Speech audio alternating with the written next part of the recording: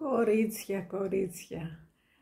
Αν και αρτίσα φιχθήσα από το νοσοκομείο, γιατί έκανα μια επέμβαση και σίγουρα δεν είμαι καλά, μόλις είδα ένα βιντεάκι, ανακάλυψα μία από το TikTok τέλος πάντων, πέθανα στα γέλια, δεν μπορούσα να αντισταθώ στο πειρασμό να μην κάνω ένα βιντεάκι, να γελάσουμε όλη παρέα. Λοιπόν, είδα το εξής, τι έκανε η τύπισσα. Καταρχήν, αυτό που μου κάνει εντύπωση είναι ότι έχει πάρα πολλούς followers. Λοιπόν, αυτή δίνει μαθήματα μακιγιάζ. Δεν κάθισα να το παρακολουθήσω παραπάνω. Δεν ξέρω αν είναι αισθητικός, αν είναι μακιγέρ, τέλος πάντων είναι γύρω στα 50 φεύγα τέλος πάντων.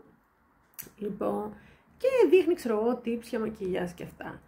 Λοιπόν, αυτό που είδα και γέλασα πάρα πολύ και πιο πολύ, βασικά γέλασα με αυτό και έκλαψα με τα σχόλια όλα από κάτω ότι ευχαριστούμε, τέλεια συμβουλές και είσαι πολύ όμορφη και λέω, oh my god. Λοιπόν, είναι το εξής, είπε αυτή η κυρία, η οποία τη λένε Κούκι,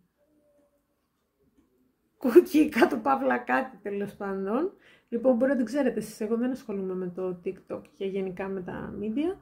Λοιπόν, είπε αυτή η κυρία ότι βάζει το ρούζ, αυτή βασικά έχει μαύρους κύκλους, και πρώτα έβαλε το make-up της, έβαλε από πάνω το concealer της, μέχρι εδώ ok, και μετά τι έκανε, πήρε το ρούζ και είπε ότι για να φαίνεται πιο baby face και καλά, βάζει το ρούζ εδώ πέρα, εδώ, όπως σας δείχνω, έτσι, χωρίς υπερβολές, εδώ βάζει το ρούζ, εδώ, και μάλιστα είπε ότι πήρε ένα εφηβικό ρούζ, εντάξει, πήρε ένα εφηβικό ρούζ, δεν θα πρέπει να το πει κιόλας, anyway.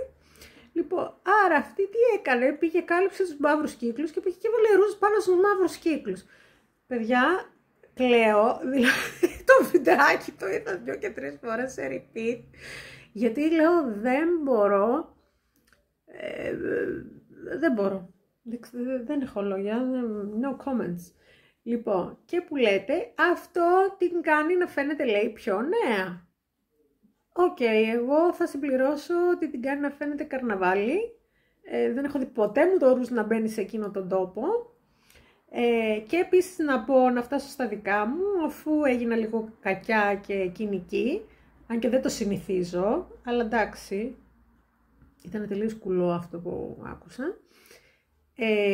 Να σας δώσω το δικό μου tips, το οποίο είναι το εξής. Μην βάζετε πρώτα make-up και από πάνω βάζετε το concealer, γιατί τονίζει πιο πολύ τους μαύρους κύκλους και φαίνεται πιο πολύ εδώ πέρα το σπάσιμο. Λοιπόν, βάλτε πρώτα το concealer για να γίνει πιο ανοιχτόχρωμη η περιοχή, όπως μπορείτε να βάλετε concealer και εδώ πέρα στις ρινοπαριακές και να βάλετε concealer, σαν εγώ που έχω κάτι μεγάλες ελιές, ξέρω εγώ, και θέλω να τις καλύψω, ή σε σπυράκια. Άρα βάλτε πρώτα το concealer, ταμπονάρετε, μην κάνετε αυτό το πράγμα, γιατί φεύγει, δεν λειτουργεί έτσι το concealer, είναι παχύρευστο προϊόν, θέλει ταμποναριστά, έτσι. Ταμπονάρετε και στο μάτι το ίδιο, έτσι, ταμποναριστά, λοιπόν, και αφήστε το να στεγνώσει 1 λεπτό και αφού το στεγνώσει, περάστε από πάνω το make-up σας. Θα δείτε τεράστια διαφορά στο αποτέλεσμα.